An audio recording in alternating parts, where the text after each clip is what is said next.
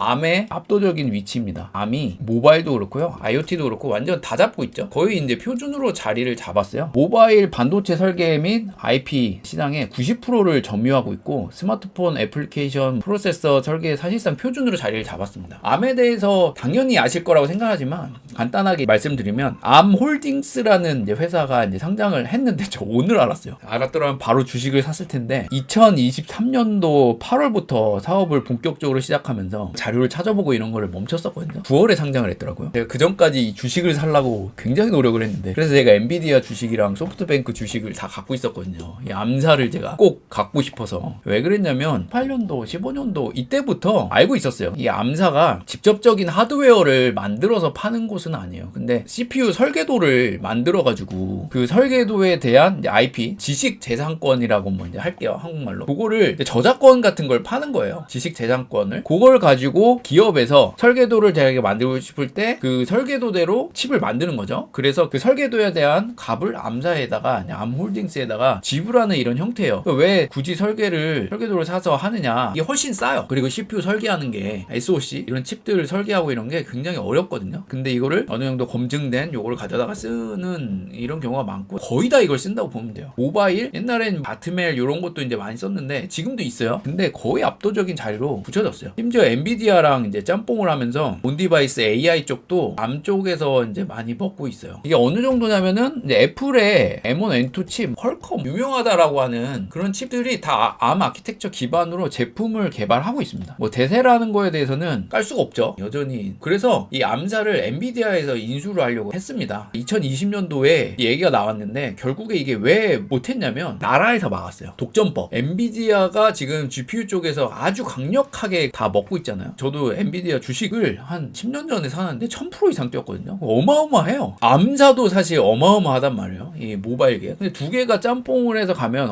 이거 독점, 이거 무섭다. 독점이 사실상 진짜 무섭거든요. 울며 겨자 먹기로 쓸 수밖에 없는. 그래서 이게 안 된다. 그래서 나라 차원에서 거부를 해버렸습니다. 그래서 엔비디아에서 수십조 원으로 살려고 했는데 이제 인수가 실패했고 아예 상장을 해버렸습니다, 암사가. 그걸 오늘 알았어요, 제가. 세상에. 암사가 이제 압도적이긴 한데 경쟁사가 아예 없느냐, 거의 그 수준인데, 그래도 이제 경쟁을 하려는 데가 좀 있어요. RISC, 뭐 리스크 짝대기 V라고 읽어야 되나요? 이게 오픈소스예요. 리눅스처럼 이제 오픈소스인데, 여기서도 CPU 설계도나 이런 거를 오픈을 해놨죠. 그래서 퀄컴과 같은 대형 기업에서도 요거를 가져다가 쓰는 경우가 있긴 있어요. 오픈소스이기 때문에 무료이라는 장점이 있긴 있죠. 아직 뭐 대세라고 할 수는 없어요. 그래도 중국에서 가져다 씁니다. 암 의존도를 좀 줄이려는, 이제 중국에서도 이제 독자적인 어떤 서비스를 개발하려고 많이 노력을 하잖아요. 그래서 요거를 이제 가져다 쓰는 그런 게 있어요. 하지만 아직 뭐 시장의 대세라고 볼 수는 없고요. 이거는 좀 경쟁사인데, 암사가 인베디드 쪽, 모바일 쪽은 다 먹긴 했는데 PC랑 서버 시장 쪽은 아직 그래도 인텔이랑 AMD가 먹고 있죠. 그나마 이제 인텔을 더 좀 쳐주는 게 있습니다. X86 아직도 여전히 선호되고요. 고성능 컴퓨팅에서는요. AMD 쪽에서도 사실 이제 많이 치고 올라왔어요. 옛날에는 어떤 느낌이었냐면은 인텔이 좀 메이저급, AMD가 좀 약간 돈 없는 사람이 산다긴 뭐 하지만 저렴한 가격에 높은 성능을 원할 때 많이 이걸 원했거든요. 요즘에는 뭐 약간 마케팅 전략이기도 하지만 AMD가 인텔을 능가했다라는 얘기도 이제 막 돌고, 하여튼 서로 막 치고받고 합니다. 하지만 암사가 그래도 고성능에서는 비비지는 못한다. 그래도 많이 올라온 거예요. CPU 점유율이 약 25%로 예상된다. 옛날엔 이것도 안 됐어요. 진짜 낮았어요, 암사에서. 서버 쪽이긴 하지만 아무튼 25% 정도로 예상은 된대요. 그러니까 진짜 많이 올라온 거예요, 이게. 그러니까 암이 대세는 맞긴 맞아요. 근데 고성능에서는 그래 아직도 인텔 쪽이 먹고 있다. 퀄컴이라는 이제 회사도 있는데요. 뭐 여러 가지를